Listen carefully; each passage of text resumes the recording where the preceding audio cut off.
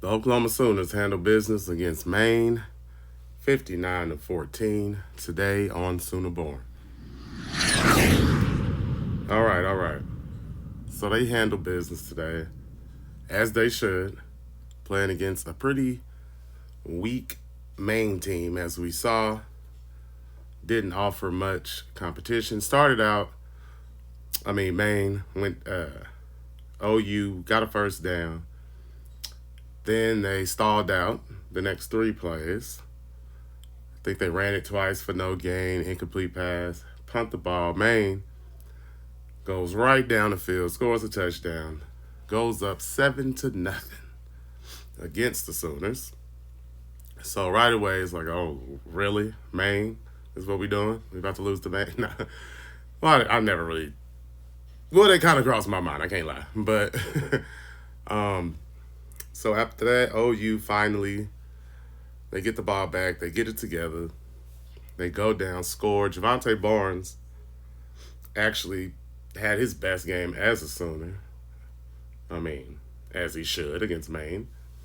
But he breaks a long 74-yard run. Then he ends up punching it in, getting the touchdown. Sooners tied up. At least I believe that was the first score.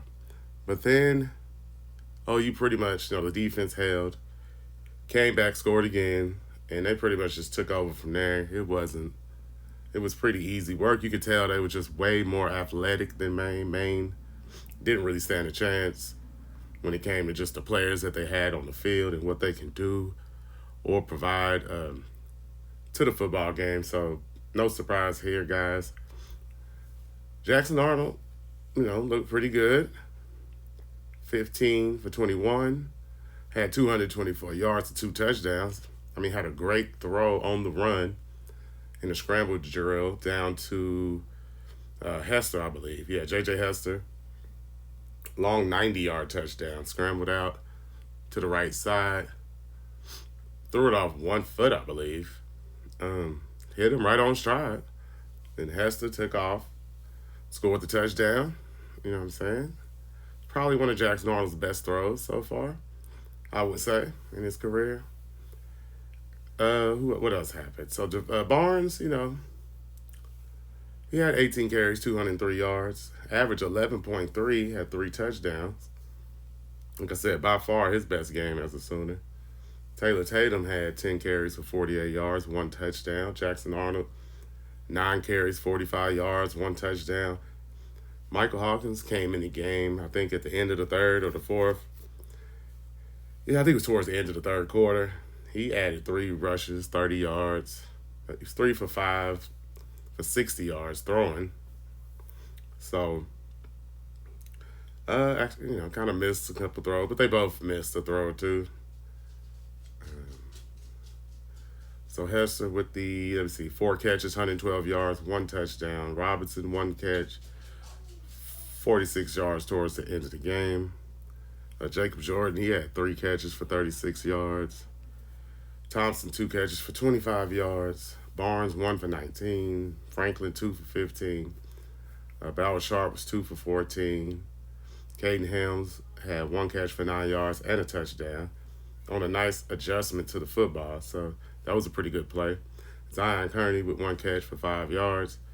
And Ivan Carrion, 1 catch for 3 yards. Schmidt hit his field goal, 24 yards out.